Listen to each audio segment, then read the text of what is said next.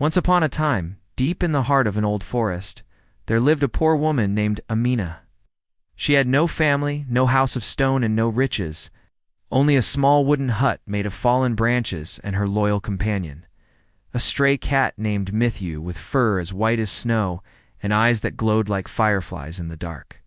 Amina had found Mithu years ago, shivering under a tree in the middle of a storm. Though she barely had food for herself, she'd taken him in, wrapped him in her shawl, fed him warm soup made from herbs and forest roots. Since that day, they were inseparable. Each morning, Amina wandered through the forest, collecting wild berries, mushrooms, and healing herbs. Mithu, graceful and quiet, would trot beside her, sometimes leaping into the trees or chasing butterflies. They had no money, but they had peace in each other. The forest animals came to love Amina. Birds brought her shiny pebbles. Deer would sit by her hut on cold nights. Even the grumpy old owl nodded politely when she passed his tree.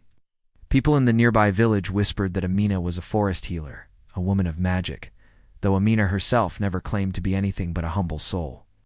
One harsh winter, a sickness spread through the village. Children fell ill, and even the strongest men could barely rise from their beds. Desperate, the villagers hiked into the forest to seek Amina's help. When they reached her hut, they found her by the fire, cradling Mithu and humming a soft tune.